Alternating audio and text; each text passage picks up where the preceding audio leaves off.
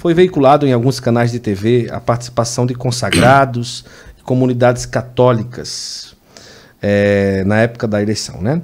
Qual o seu pensamento acerca da participação do católico na vida política partidária? É um dever do católico participar da vida política. Não é? O que não é correto é fazer proselitismo religioso na política. Aí é incorreto. Né? O que significaria isso? Não é? É você condicionar a fé de alguém a uma escolha partidária. Se você só é católico, só é cristão, se você votar em fulano de tal. Se você votar naquele outro, você não é católico cristão. Quem é você? É o Espírito Santo? Né? Para dizer quem é católico e quem não é, né? A gente não pode fazer esse tipo de coisa. Nem, outra coisa, utilizar-se do seu poder, no caso, os ministros sagrados, por exemplo, nós padres, utilizar do fato de que eu falo em nome de Deus para dizer às consciências das pessoas o que elas devem fazer. Então eu não posso dizer, Guto, você tem que votar em fulano de tal. Não posso. Eu escutei muita pergunta dessas durante o período das eleições. Padre, eu voto em quem? Em quem a sua consciência mandar. Considere isso, isso e isso. Inclusive, até enviei, tem até um vídeo meu por aí sobre os critérios que a doutrina social da igreja apresenta para a escolha dos candidatos, não é? De discernimento na vida política. Então é importante que a gente conheça. E o nosso papel como ministros sagrados é dar as condições de possibilidade para que as consciências dos fiéis façam as suas escolhas e não escolher no lugar delas. Né? E não escolher no lugar delas. Nós não podemos substituir as consciências das pessoas. Isso é manipulação de consciência e constitui um pecado gravíssimo. Né? Para a teologia moral, a manipulação das consciências é um pecado grave. Você usar da religião para manipular a consciência das pessoas para fazer o que você quer e não o que elas querem. Isso é pecado grave. Então a gente não deve fazer isso. Agora, o engajamento na vida política, e mesmo partidária, dos fiéis leigos, é um dever.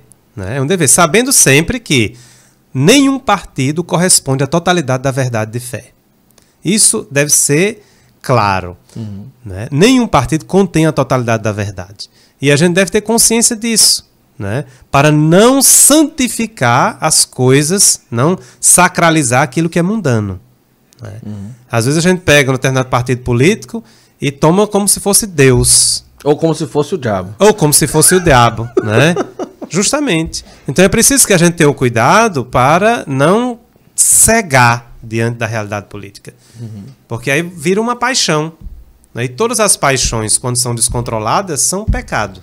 Então é preciso que a gente tenha o cuidado para não cair nesses erros. Né? É engraçado que eu recebi uma mensagem um dia no Instagram dizendo assim: Guto, eu pensava que você era... eu vou dizer, eu pensava que você era esquerda, porque eu nunca me considero nem esquerda nem direita, eu não gosto muito de política.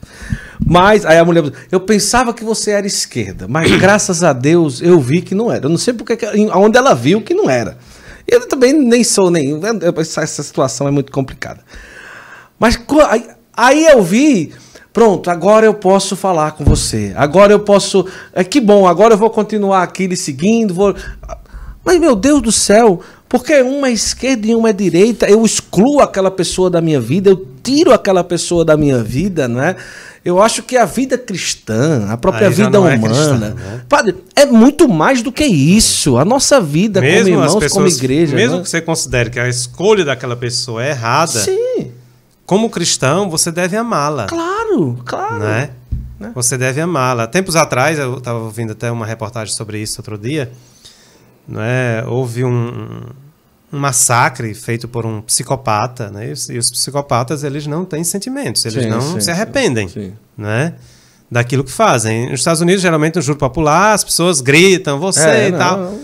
E as pessoas fazendo isso, as vítimas, os parentes das vítimas, né? Ele, enfim, matou mais de 20 adolescentes, né? Sequencialmente, e todos gritando, eu te odeio, isso, né?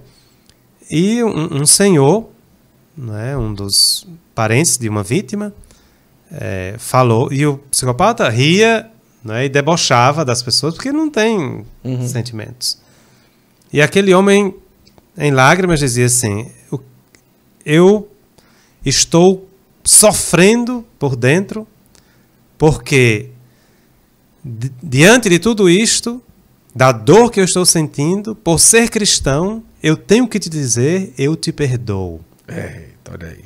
E nessa hora, o psicopata chorou. Contra todas as expectativas. Olha que... Contra todas as expectativas. Né? Para ver a força que tem o amor. Né? Então a gente não pode desistir das pessoas simplesmente porque Jesus não desistiu. Ele não desistiu. Foi até o fim. Tendo amado os seus que estavam no mundo, amou-os até o fim. Então, quem somos nós para não amar até o fim? Né? Então, é preciso que a gente tenha um cuidado para não... para combatendo um determinado mal, não cometer o mesmo erro. Né? Às vezes a gente combate com tanto vigor uma determinada prática que acaba cometendo a mesma. O meu autor de pesquisa é Edgar Morin, né? Ele era do Partido Comunista Francês no período do nazismo, né? E foi o partido que combateu contra o nazismo, enfim, foi preso e tudo. E aí depois do fim da guerra, anos depois, ele sai do Partido Comunista, né? E a justificativa dele foi justamente esta. Ele disse: quando eu vi o Partido Comunista queimando livros, excluindo pessoas simplesmente porque eram da Alemanha, eu comecei a ver que a gente estava fazendo as mesmas coisas que a gente combatia, né?